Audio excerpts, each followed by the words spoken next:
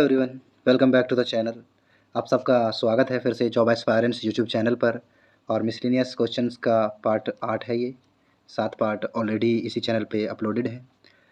तो चलिए शुरू करते हैं। थोड़ी चीज़ें बता देता हूँ। 3500 क्वेश्चंस की सीरीज़ मैं कवर करने वाला हूँ। सारे मिसलेनियस क्वेश्चंस मैंने इंक्लूडेड किए हैं। ये पार्ट 8 है और इम्पोर्टेंट क्वेश्चंस हैं, इंपॉर्टेंट रहेंगे वनडे एग्जाम्स के लिए। टॉप MCQs विद फैक्ट्स रहेंगे। SSC, railway, group D, NTPC, police, state exam और UP SSC PET के लिए। मेरा नाम है अनिल।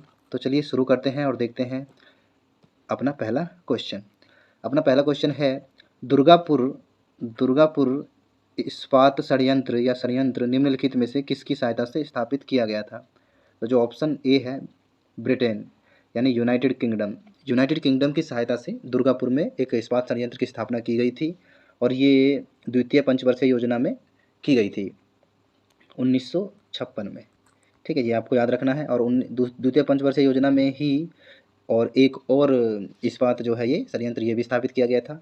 एक्चुअल में द्वितीय पंचवर्षीय जो योजना थी उसमें औद्योगिक क्षेत्र को पे ज़्यादा महत्व दिया गया था। जैसे कि जो पहली पंचवर्षीय योजना थी उसमें कृषि को ज़्यादा महत्व दिया गया था, उस पर विशेष ध्यान दिया गया था। लेकिन द्वितीय पंचवर्षीय योजना में औद्योगिक क्षेत्र में ज़्यादा विकास करने की ज़रूरत थी, तो द्वितीय पंचवर्षीय योजना में फोकस चीज़ें इंडस्ट्रियल एरियाज़ थी जिससे कि भारत की अर्थव्यवस्था अच्छी हो जाए। तो कुछ डिटेल्स हैं, देख लेते हैं।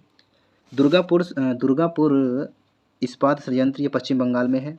द्वितीय पंचवर्षीय योजना 1956 के अंतर्गत यूनाइटेड किंगडम या ग्रेट ब्रिटेन के सहयोग से स्थापित किया गया था। इस टाइप के क्वेश्चन आते हैं कि जैसे तारापुर है वो तारापुर एटॉमिक जो है वो किसकी वजह से है, या नरोरा एटॉमिक पावर प्लांट है वो किसकी सहायता से स्थापित हुआ है। तो चीज़ें को ये क्वेश्चंस आते रहते हैं एग्जाम्स में, रेलवे वगैरह में बहुत ज़्यादा ये क्वेश्चंस पूछे जाते हैं। तथा द्वितीय पंचवर्षीय योजना में राउरकेला, ये उड़ीसा में है, इस्पात संयंत्र 1961 में जर्मनी की मदद से ये स्थापित किया गया था। तो ये आपको याद रखना है। द्वितीय पंचवर्षीय योजना में ग्रेट ब्रिटेन की सहायता से तो दुर्गापुर में इस्पात संयंत्र स्थापित किया गया था और उड़ीसा के राउरकेला में ये जर्मनी की सहायता से 1961 में स्थापित किया गया था। ये आपको याद रखना है। क्वेश्चन किस तरह का फ्रेम होता है? बिल्कुल इस तरह का, जैसे ये है ना, तो क्वेश्चन आपके सामने ऐसे फ्रेम होगा कि राउरकेला इस्पात जो है संयंत्र किस देश की मदद से या कौन सी सन में? तो 1961 में किस देश की मदद से? जर्मनी की मदद से स्थापित किया गया था। अच्छा, जर्मनी से तुम्हें एक चीज़ और याद आएगी अगर तुम याद करोगे हल्का सा। जर्मनी है ना, जर्मनी से हमने आपातकाल की स्थिति है जो उसके संविधान से आपातकाल की स्थिति अपने अनुच्छेद में इंक्लूड की थी। मुझे कैसे याद हुआ? जर्मनी, जर मतलब जम जाना, मनी मतलब पैसा, तो आपातकाल हो गया ना, पैसा अगर जम जाए तो आपातकाल लग जाता है। तो ऐसे मुझे याद आया था। भिलाई और बोकारो ये स्टील प्लांट जो है सोवियत संघ के सहयोग से स्थापित किए गए थे। ठीक है, और बढ़ते हैं और डिटेल्स की तरफ। विश्व में कच्चे इस्पात का जो है चौथा उत्पादक देश है अपना भारत। चौथे नंबर पे है। पहले नंबर पे चाइना है, दूसरे पे जापान है और तीसरे पे अमेरिका है। ये जापान जो है ये पहले पे हुआ करता था, बट अब चाइना पहले नंबर पे आ गया है, जापान दूसरे पे है और अमेरिका तीसरे पे है, चौथे पे भारत है। ये कच्चे इस्पात उत्पादन में ये क्रम है, चारों याद रखना है आपको। भारत में इस्पात का सबसे बड़ा उत्पादक जो है टाटा स्टील है तथा दूसरे नंबर पर steel authority of India limited है, यानी SAIL है, सेल है, स्टील अथॉरिटी ऑफ इंडिया। ये दूसरे नंबर पे है, पहले नंबर पे है टाटा स्टील। ठीक है, ये याद रखना है। और विश्व में स्टील का सबसे बड़ा उत्पादक जो है वो आर्सेलर मित्तल है, इसका मुख्यालय लग्जमबर्ग में है। विश्व का सबसे बड़ा स्टील उत्पादक है ये आपको याद भी रखना है। और भी डिटेल्स हैं। विशाखापट्टनम में स्टील प्लांट जो है भारत का पहला तट आधारित स्टील प्लांट है। ठीक है, तो आई होप ये सारी चीज़ें आपको क्लियर हुई होंगी। अच्छा, ये PPT और ये जो PDF है ये आपको टेलीग्राम पे मिल जाएगा। लिंक मैं डिस्क्रिप्शन में डाल दूंगा, तो आप वहाँ से इजीली इसे PDF को आप टेलीग्राम से डाउनलोड करके आप इसे एक बार फिर से रिवाइज कर सकते हैं। चलिए नेक्स्ट क्वेश्चन की तरफ। अपना नेक्स्ट क्वेश्चन है सॉरी नेक्स्ट क्वेश्चन है, सॉरी मैंने क्या बोलते हैं, कुछ धसका सा लग गया था मुझे, सॉरी। यूपीएससी का चेयरमैन कौन नियुक्त करता है? जो यूपीएससी है, यूनियन पब्लिक सर्विस कमीशन, इसका जो चेयरमैन कौन नियुक्त करता है? तो इसका चेयरमैन राष्ट्रपति जी नियुक्त करते हैं। यूपीएससी संवैधानिक निकाय है। पहली बात तो ये मेन सबसे बड़ी बात है, ये संवैधानिक निकाय है। यूपीएससी संवैधानिक निकाय है। संविधान के अनुच्छेद 315 के तहत यह स्थापित किया गया है, ये आपको याद रखना है। यूपीएससी 315 के तहत स्थापित किया गया है। जो IAS Indian administration service, IFS Indian foreign service और IPS इंडियन पुलिस सर्विस, अधिकारियों को चुनने के लिए प्रतिष्ठित सिविल सेवा परीक्षा आयोजित करता है। यूपीएससी ही तो करता है। और इसमें एक अध्यक्ष और 10 सदस्य शामिल हैं, जिन्हें राष्ट्रपति द्वारा नियुक्त किया या हटाया जाता है। इन्हें राष्ट्रपति ही नियुक्त कर सकता है और राष्ट्रपति द्वारा ही इन्हें हटाया जा सकता है। डॉक्टर मनोज सोनी जो है वो वर्तमान में अभी यूपीएससी के चेयरमैन हैं। एक सेकेंड। हाँ, यूपीएससी की जो स्थापना हुई थी वो 1 अक्टूबर 1926 को लगभग 95 ईयर्स पहले हुई थी। ये संवैधानिक निकाय है, ये आप पहले ही पढ़ चुके हैं। यूपीएससी की जो स्थापना हुई थी 1926 में हुई थी। शुरुआत में इसकी परीक्षा इंग्लैंड में हुआ करती थी, लेकिन इसके लिए कुछ आंदोलन, क्रांतिकारी आंदोलन चलाए गए थे, जिसकी वजह से अब ये भारत में होने लगी। सत्येंद्र नाथ टैगोर जो है वो 1863 ईस्वी में सिविल सेवा परीक्षा में सफलता हासिल करने वाले पहले आईएएस अफसर थे। अच्छा, पहली आईपीएस कौन है आप मुझे कमेंट बॉक्स में बताना, ठीक है? कमेंट बॉक्स में मुझे बताना। ये तो आईएएस हैं सत्येंद्र नाथ जी, ये रविंद्रनाथ टैगोर के बड़े भाई थे। ये पहले आईएएस अधिकारी हैं। 1863 ईस्वी में इन्होंने ये परीक्षा उत्तीर्ण की थी। थोड़ी सी एक छोटी सी रिक्वेस्ट है, चैनल को सब्सक्राइब कर लेना प्लीज़ और बेल आइकन को दबा लेना। आप यूट्यूब पे सिंपली जॉब एस्पायरेंट सर्च कर सकते हैं, या फिर आप miscellaneous questions bye Anil sir करके सर्च कर सकते हैं, तो भी आपको मेरा कंटेंट मिल जाएगा, मेरी वीडियोस मिल जाएंगी। और टेलीग्राम का लिंक मैं डिस्क्रिप्शन में दे दूँगा, आप टेलीग्राम से पीडीएफ ले सकते हैं। और thanks for your love and support. Please channel को जरूर सब्सक्राइब कर लेना। चलो बढ़ते हैं आगे। नेक्स्ट क्वेश्चन है अपने पास, पानीपत का तृतीय युद्ध कब हुआ था? देखिए, पानीपत में 3 युद्ध हुए थे। ये तृतीय बोल रहे हैं ना, इसका मतलब 2 पहले हुए होंगे। जो पानीपत का पहला युद्ध हुआ था वो 1526 ईस्वी में हुआ था, और पानीपत का दूसरा युद्ध 1556 ईस्वी में हुआ था, और पानीपत का तीसरा युद्ध 1761 ईस्वी में हुआ था। ये 3 युद्ध पानीपत में हुए थे। ये तीनों ही याद है रखने हैं और तीनों ही इम्पोर्टेंट हैं, ठीक है? ये आपको याद रखना है। पानीपत का जो तृतीय युद्ध है, बात तृतीय युद्ध की हुई है, मैं तीनों ही कवर कर रहा हूँ वैसे, तो आपको पीडीएफ में ये मिलेंगी तीनों चीज़ें। पानीपत का तृतीय युद्ध 14 जनवरी 1761 को मराठा एवं अहमद शाह अब्दाली के बीच, जिन्हें अहमद शाह दुर्रानी भी कहा जाता है, उनके बीच हुआ था। अहमद शाह को अहमद शाह जो अब्दाली हैं, इनको अहमद शाह दुर्रानी भी कहा जाता है, के बीच हुआ था। 18वीं सदी में हुए युद्धों में सबसे बड़ा युद्ध यह माना जाता है, जिसमें 2 सेनाओं के बीच युद्ध में एक ही दिन में लगभग बहुत सारी मौतें हुई थी। इस युद्ध में मराठाओं की पराजय हुई थी। मतलब इस युद्ध में अहमद शाह अब्दाली उर्फ अहमद शाह दुर्रानी जी जीत गए थे इस युद्ध को।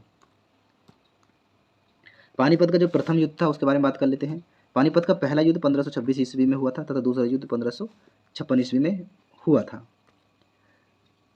पानीपत का जो प्रथम युद्ध था वो अप्रैल 1526 में पानीपत के निकट कहीं एक जगह होगी, वहाँ पे लड़ा गया था। पानीपत के प्रथम युद्ध ने ही भारत में मुगल साम्राज्य की नींव रखी थी। मुगल साम्राज्य की नींव पानीपत के जो पहला युद्ध हुआ था तभी रखी गई थी। अच्छा, पानीपत का जो प्रथम युद्ध हुआ था जहीरुद्दीन बाबर और दिल्ली के जो सुल्तान थे लोदी वंश जो है इब्राहिम लोदी, उनसे हुआ था। पानीपत का जो पहला युद्ध हुआ था 1526 में इब्राहिम लोदी और इब्राहिम, देखो यहीं से याद कर सकते हो, ई से इब्राहिम, बा से बाबर, तो इब्राहिम लोदी और बाबर के बीच लड़ा गया था। इस युद्ध में जहीरुद्दीन बाबर ने लोदी को हरा दिया था। जहीरुद्दीन बाबर ने, इसमें बाबर जीता तभी तो मुगल साम्राज्य की स्थापना हुई होगी। तो ये पहले मुगल शासक थे, इन्होंने यहाँ पे क्या बोलते हैं मुगल वंश की स्थापना हुई थी पानीपत के पहले युद्ध में। पानीपत का जो दूसरा युद्ध था 5 नवंबर 1556 को भारत के उत्तर भारत के हिंदू शासक जो सम्राट थे हेमू के शॉर्ट में हेमू कहते थे, या हेमचंद्र विक्रमादित्य जो उनका लोकप्रिय नाम था वो हेमू था, उनके बीच अकबर की सेना के बीच में ये हुआ था पानीपत के मैदान में 1556 में। हेमचंद्र या हेमू दिल्ली का अंतिम हिंदू सम्राट था। क्वेश्चन अगर फ्रेम होता है कि दिल्ली का अंतिम हिंदू सम्राट कौन था, तो वो हेमू जी थे, जिसने दिल्ली के लिए अकबर हुमायूं की सेना को हराया था। अकबर की सेना ने हेमू की आंख में तीर मारा था, मारकर उसे घायल किया, जिससे वह बेहोश हो गया, और यह घटना युद्ध में जीत की ओर बढ़ रहे हेमू की हार का कारण बनी थी। जब हेमू के आंख पे तीर लग गया था उसके उसके बाद वो उनको शिविर ले जाया गया था, वहाँ पे उनकी डेथ भी हुई थी वैसे। तब जो सेना थी ना, तब इनकी जो हेमचंद्र जी की सेना थी, ये इनको जब अपना जो नेता है या अपना राजा दिखाई नहीं दिया, तो ये इन लोगों के हौसले जो है पस्त हो गए हेमू की सेना के। तो ये मुख्य हार का कारण था उनकी सेना का, नहीं तो वो जीत सकते थे। तो बढ़ते हैं नेक्स्ट क्वेश्चन की तरफ। निम्नलिखित में से कौन सा देश नेम ऑफ थंडरबोल्ट के नाम से जाना जाता है? अभी मैं जो दिखाऊंगा, मैं स्लाइड में दिखाऊंगा आपको जितने कुछ परिचित नेम हैं, जिनके निक नेम हैं, जो देश हैं उनके, और कुछ द्वीप भी हैं, कुछ जगहें हैं मतलब, जिनके एक साइड में नाम होंगे और उनके निक नेम होंगे, जिससे कि आपको क्लियर हो जाए। तो भूटान जो ऑप्शन है ये राइट आंसर है। भूटान को नेम ऑफ थंडरबोल्ट के नाम से जाना जाता है। भूटान का पारंपरिक नाम डुक युल है, जिसका अर्थ होता है थंडर ड्रैगन की भूमि। थंडर ड्रैगन की भूमि। उनका मानना है कि गड़गड़ाहट वास्तव में ड्रैगन की गर्जना की आवाज़ है। नाम का कारण जो है हिमालय की घाटियों से, इस नाम का जो कारण है, क्या नाम है इस नाम का, थंडर ड्रैगन का नाम जो है ये डुक युल नाम का कारण है, हिमालय से घाटियों के माध्यम से आने वाले हिंसक और बड़ी आंधी के कारण भी है।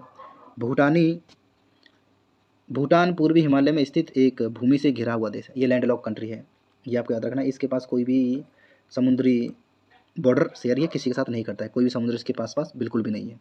ठीक है, तो ये लैंडलॉक कंट्री है, भूमि से घिरा हुआ देश है। इसकी सीमा उत्तर में चाइना से और दक्षिण में भारत से लगती है। ये उत्तर साइड में चाइना से टच करता है और दक्षिण साइड में भारत से इसकी सीमा लगती है। नेपाल, बांग्लादेश, भूटान के निकट में स्थित है, लेकिन एक भी भूमि साझा नहीं करते हैं। तो बॉर्डर नेपाल और बांग्लादेश ये बॉर्डर शेयर नहीं करते हैं भूटान के साथ। भूटान के साथ शेयर करता है चाइना उत्तर में और दक्षिण में भारत।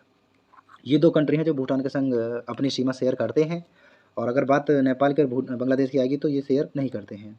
और ये लैंडलॉक कंट्री है, ये आपको याद रखना है। देश और उनके उपनाम देख लेते हैं हम। देखिए कुछ जगह हैं। लैंड ऑफ 1000 एलिफेंट, ये लाओस का है, निकनेम है लाओस, लैंड ऑफ 1000 एलिफेंट। अच्छा, एक देश और है थाईलैंड।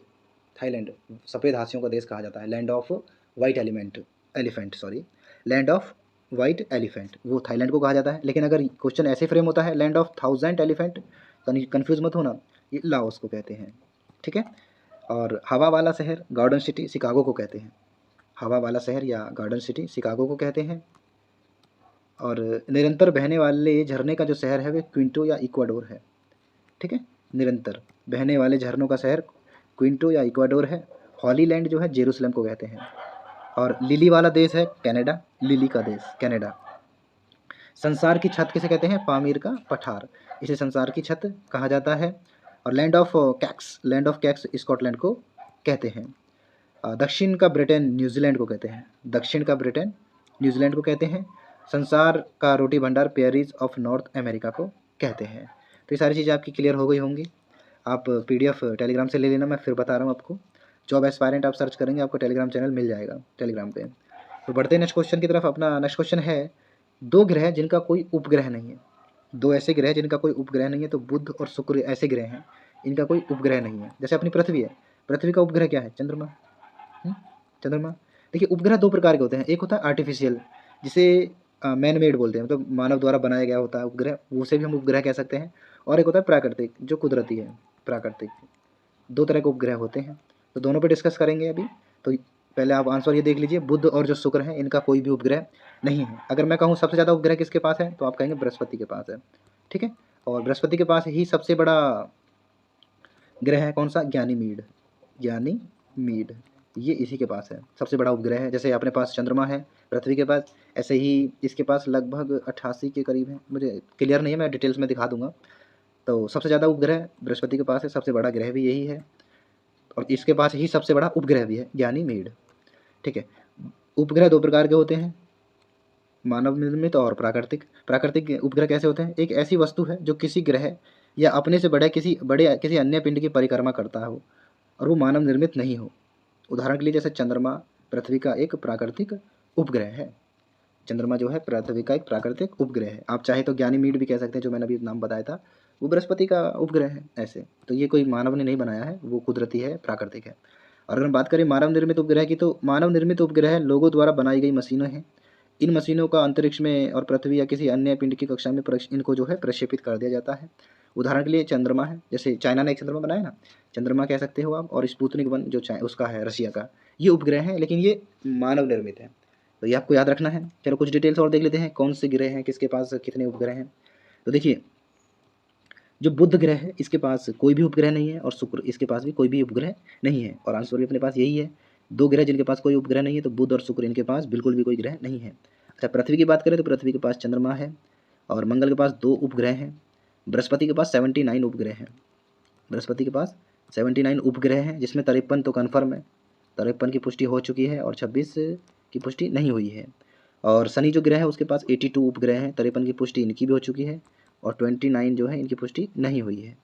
अरुण के पास 27 हैं, अरुण के पास 27 उपग्रह हैं।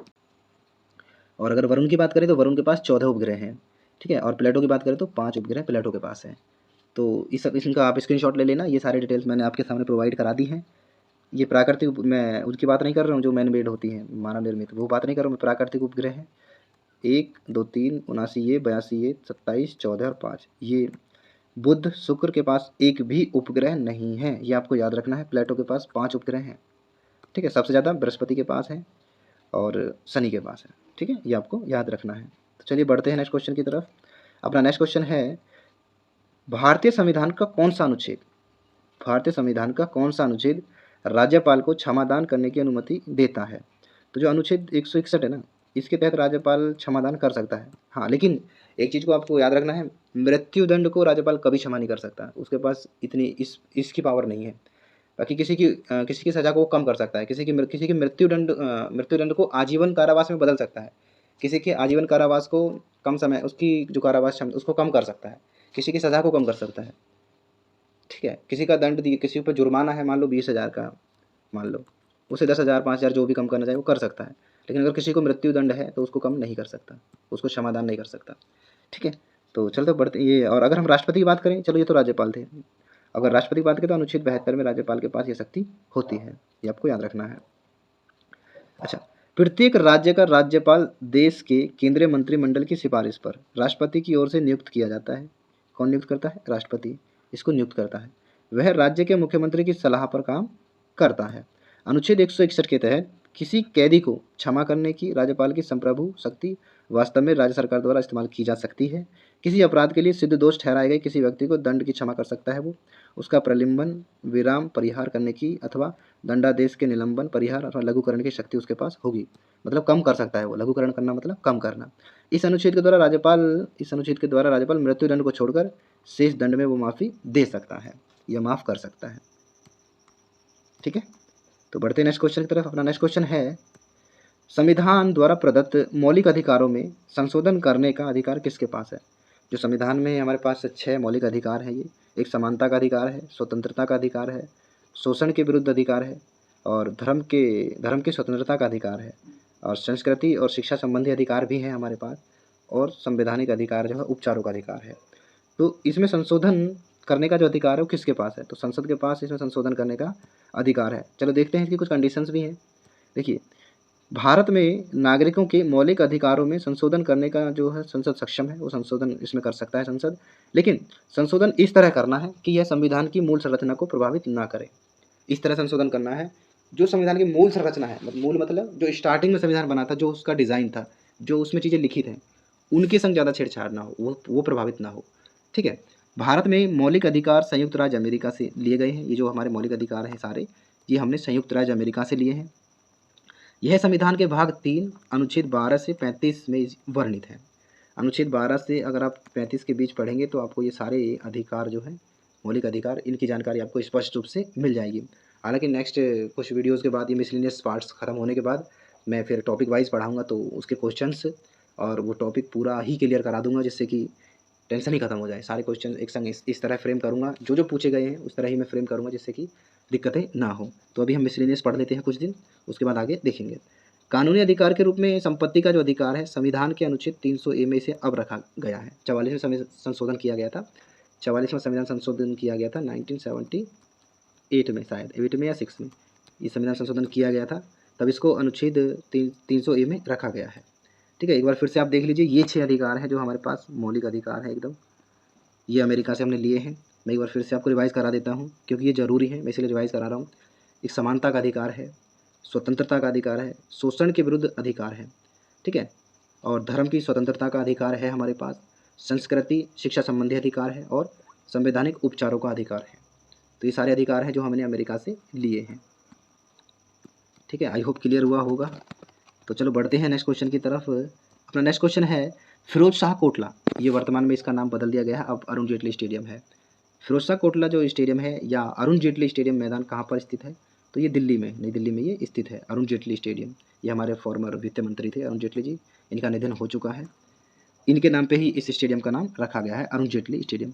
अरुण जेटली स्टेडियम का पुराना नाम था, पूर्व नेम था फिरोज शाह कोटला ग्राउंड। दिल्ली का एक प्रमुख खेल मैदान है, क्रिकेट मैदान है, यहाँ पे सिर्फ क्रिकेट खेला जाता है। यह क्रिकेट का मैदान है।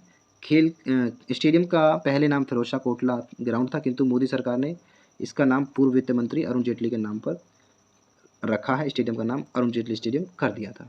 ठीक है, ये पूर्व वित्त मंत्री थे, इनके नाम पे ही अब इस स्टेडियम का नाम है। पहले ये फिरोज शाह कोटला हुआ करता था, लेकिन अब ये अरुण जेटली स्टेडियम है, दिल्ली में है। वानखेड़े स्टेडियम है, अगर क्वेश्चन फ्रेम होता है वानखेड़े स्टेडियम कहाँ है, तो ये मुंबई में है, महाराष्ट्र स्टेट से है और क्रिकेट खेला जाता है। एक्चुअली में ये जो भी स्टेडियम्स मैंने कवर किए हैं, ये क्रिकेट के ही स्टेडियम कवर किए हैं। अभी आप हॉकी वगैरह, फुटबॉल वगैरह वाले मैंने कवर नहीं किए हैं। जब हम ग्राउंड्स या स्टेडियम कवर करेंगे तो मैं फिर सारे ही कवर कर दूंगा टॉपिक वाइज। मैडम पढ़ाती हैं वैसे चैनल पे, तो उनको बोल दूंगा या वो खुद बना लेंगे इस पर वीडियो, तो अच्छा रहेगा। ठीक है, ये क्वेश्चन अक्सर पूछे जाते हैं और ऐसे ऐसे नाम पूछे जाते हैं जो हमने सुने नहीं होंगे। हालांकि जो क्रिकेट प्रेमी होते हैं उन्हें नाम याद होते हैं, बट फिर भी क्वेश्चन ऐसे फ्रेम हो जाते हैं कि याद नहीं रहता। जैसे ये वाला है, देखिए मोती बाग स्टेडियम कहाँ है। अब मोती बाग स्टेडियम हम सोचेंगे दिल्ली में है, लेकिन यह है बड़ोदरा में। बड़ोदरा एक शहर है गुजरात का, और यहाँ क्रिकेट खेला जाता है। मैंने उस तरह से लिखा है जिससे कि ज़्यादा दिक्कतें ना हो। और सुब्रत राय सहारा, ये पुणे में है, महाराष्ट्र स्टेट से है, क्रिकेट यहाँ पे खेला जाता है। DY पाटिल स्टेडियम, यहाँ इसमें IPL बहुत हुए थे, नई मुंबई में है, महाराष्ट्र में है, और क्रिकेट और फुटबॉल इस मैदान पर खेला जाता है। BCA स्टेडियम जो है ये नागपुर में है, महाराष्ट्र में, और क्रिकेट का मैदान है ये। ईडन गार्डन शहर कलकत्ता में है ये, और पश्चिम बंगाल इसकी राजधानी है। ठीक है, क्रिकेट यहाँ कलकत्ता लिख दिया मैंने, क्रिकेट खेला जाता है। ठीक है, और होलकर स्टेडियम जो है ये इंदौर में है, ये बहुत फेमस स्टेडियम है होलकर, मध्य प्रदेश में है, क्रिकेट खेला जाता है। रूप सिंह स्टेडियम, देखिए ये कितना कैसा नाम है, रूप सिंह स्टेडियम। बहुत कम लोग इस पे वो होता है, ये जो रूप सिंह स्टेडियम है, इसी स्टेडियम पे सचिन तेंदुलकर ने 200 रन वनडे क्रिकेट में बनाए थे, ये सबसे पहले ये याद रखना है। और वनडे क्रिकेट में 3 बार 200 रन कौन बना चुके हैं, रोहित शर्मा। ठीक है, और ये मध्य प्रदेश में है, क्रिकेट का मैदान है, और ये मैं बहुत बता ही चुका हूँ आपको। तो ये सारी चीज़ें हैं, आपको एक बार रिवाइज कर लेनी है। ठीक है, तो बढ़ते हैं नेक्स्ट क्वेश्चन की तरफ। अपना नेक्स्ट क्वेश्चन है, अल्लाह रखा जो है, अल्लाह रखा किस वाद्य यंत्र के लिए प्रसिद्ध थे। या क्वेश्चन ऐसे फ्रेम हो सकता है, अल्लाह रखा कौन सा वाद्य यंत्र बजाते थे, तो वही तबला वादक थे। तबला बजाते थे, कश्मीरी थे, लेकिन खुद को पंजाबी भी ये मानते थे। और पंजाब में इन्होंने पहली बार जो है ढोलक, ये तबला बजते हुए देखा, तब इन्हें दिलचस्पी हुई तबले में। तो ये तबला वादक हैं, और इनके पुत्र भी तबला वादक हैं। ये इनकी फ़ोटो है, आप देख सकते हैं, ये इनकी फ़ोटो है।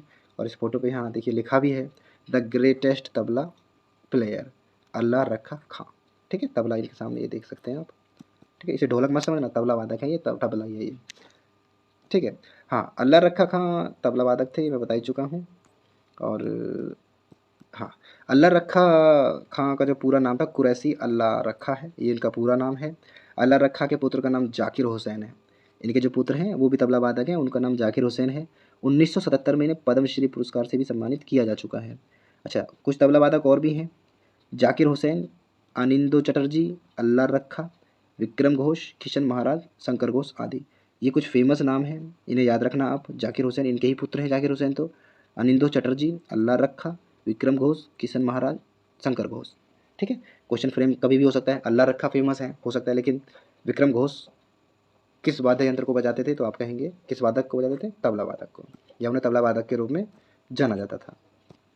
अच्छा, बांसुरी वादक देखें तो हरिप्रसाद चौरसिया, प्रवीण गोंदखिड़ी, और पन्नालाल घोष, शशांक सुब्रमण्यम। देखिए इस घोष से शंकर, ये शंकर घोष है, ये विक्रम घोष है, ये तबला वादक है, लेकिन ये पन्नालाल घोष जो है ये बांसुरी वादक है। ये याद रखना है आपको, कन्फ्यूजन नहीं करनी है बिल्कुल भी। अच्छा, शहनाई वादक देखें, बिस्मिल्लाह खां, कृष्ण राम चौधरी, अली अहमद हुसैन, ये शहनाई वादक थे। बिस्मिल्लाह खां इसमें फेमस नाम है, इनके ऊपर क्वेश्चन बहुत फ्रेम होते हैं। ठीक है, ये लास्ट क्वेश्चन है अपना, विश्व का सबसे बड़ा महाद्वीप कौन सा है। विश्व का सबसे बड़ा महाद्वीप कौन सा है, तो विश्व का सबसे बड़ा महाद्वीप है एशिया। एशिया जो है सबसे बड़ा महाद्वीप है। आप देख सकते हैं, ये फ़ोटो है, फ़ोटो में हम कोशिश करते हैं, देखिए हमें, देखिए ये है एशिया महाद्वीप, ये पूरा एशिया महाद्वीप है। इस कलर में जो भी है, ये बैंगनी कलर में एशिया महाद्वीप है पूरा, सबसे बड़ा महाद्वीप है ये नॉर्थ अमेरिका है, ये साउथ अमेरिका है, ये यूरोप है, ये अफ्रीका, ये ऑस्ट्रेलिया है। अच्छा, जो जीलैंडिया है वो डूब गया, इसके नीचे था बीच में यहाँ पे, तो जीलैंडिया को महाद्वीप मत मान सकते हैं हम, लेकिन वो डूब चुका है पानी में। ठीक है, तो ये है, आप फिर से देख ले, एशिया यहाँ पे है, ये प्रशांत महासागर में है। और अगर आप देख पा रहे होंगे तो यहाँ पे लिखा होगा ट्रॉपिक ऑफ कैंसर, और यहाँ पे लिखा होगा इक्वेटर। इक्वेटर मतलब मध्य रेखा। ठीक है, चलो डिटेल्स पढ़ते हैं इसकी। हाँ, डिटेल्स है अपने पास, एशिया पृथ्वी का सबसे बड़ा महाद्वीप है। इस पृथ्वी का सबसे बड़ा महाद्वीप कौन सा है? एशिया है। एशिया में ही हम आते हैं। देखिए अगर मैं तुम्हें यहाँ जूम करके देखोगे या कोशिश करूँ तो तुम्हें यहाँ पे भारत, अपना प्यारा भारत दिखेगा यहाँ पे, यहाँ पे, ठीक है। ऐसे तो एशिया में ही पड़ता है भारत अपना। पृथ्वी का कुल सतह से 29.8% हिस्सा जो है किसका है? एशिया का है। एशिया में कुल 50 देश हैं। चाइना, इंडिया, श्रीलंका, पाकिस्तान, अफ़गानिस्तान, ये सब एशिया के ही देश हैं। हांगकांग, जापान, ये सारे, ठीक है। और उत्तर में अटलांटिक महासागर से घिरा हुआ है, पूर्व में प्रशांत महासागर, दक्षिण में हिंद महासागर से ये घिरा हुआ है। इधर प्रशांत महासागर हो गया, इधर भी प्रशांत महासागर है, लेकिन इधर में हमारा एशिया नहीं है, उत्तर में ही घिरा हुआ है। ये प्रशांत महासागर 2 भाग में है। एक्चुअल में होता एक ही भाग में है, लेकिन पृथ्वी गोल है, उस हिसाब से दिखाया 2 भागों में जाता है। अगर हम इसको पलट दें, खोल दें किताब की तरह, तो एक ही है, ठीक है। इसमें कन्फ्यूज़ मत करना। तो उत्तर में जो है ये पूर्व में प्रशांत महासागर से, और दक्षिण में हिंद महासागर। दक्षिण में हिंद महासागर ये है नीचे, दक्षिण में हिंद महासागर से, और हिंद महासागर से ये घिरा हुआ है, ठीक है। उत्तर में आर्कटिक महासागर से भी ये घिरा हुआ है। और दुनिया के 7 महाद्वीप कौन कौन से हैं ये देख लेते हैं। देखिए एशिया, अफ्रीका महाद्वीप, यूरोप महाद्वीप, उत्तरी अमेरिका, दक्षिणी अमेरिका, ऑस्ट्रेलिया और अटलांटिका महाद्वीप। ये 7 महाद्वीप हैं। 8वां महाद्वीप जीलैंडिया से कन्फ्यूज़ मत करना, फिर बता रहा हूँ मैं। जीलैंडिया महाद्वीप डूब चुका है, याद रखना, ठीक है। फिर से देख लीजिए, एशिया, अफ्रीका, यूरोप, उत्तरी अमेरिका, दक्षिण अमेरिका, ऑस्ट्रेलिया और अटलांटिका, ये 7 महाद्वीप हैं दुनिया के। सबसे बड़ा एशिया महाद्वीप है, सबसे छोटा ऑस्ट्रेलिया है, सबसे छोटा ये ऑस्ट्रेलिया है, ठीक है। तो आई होप क्लियर हुआ होगा। तो यहाँ पे हमारी वीडियो एंड होती है। So thanks for watching. Video देखने के लिए धन्यवाद। प्लीज़ चैनल को जो है आप वीडियो ज़रूर शेयर करना, चैनल को सब्सक्राइब कर लेना। जो भी नए हैं, कंटेंट की मैं गारंटी लेता हूँ, एकदम ऑथेंटिक कंटेंट मैं लेके आया हूँ। कोई कॉपी नहीं है, कोई गलत चीज़ें आपको प्रोवाइड नहीं की गई हैं। एकदम ऑथेंटिक चीज़ें आपको प्रोवाइड की जा रही हैं, सारी डिटेल्स आपके लिए हैं। PDF आपको टेलीग्राम पे मिल जाएगा। PDF की चिंता बिल्कुल मत करना। PDF अभी आधा घंटा बाद टेलीग्राम चैनल पे आपको अपलोड कर दिया जाएगा, आप वहाँ से डाउनलोड कर सकते हैं, ठीक है। चैनल को ज़रूर सब्सक्राइब करना। आप चाहें तो मिसलेनियस सर्च कर सकते हैं यूट्यूब पे, miscellaneous questions bye Anil sir, तो आपको ये वीडियो दिखेगी, जॉब एस्पायरेंट चैनल दिखेगा। आप सब्सक्राइब करके बेल आइकन ज़रूर दबाना। तो चलिए फ़िलहाल बॉक्सअप कर रहा हूँ। जय हिंद, जय भारत।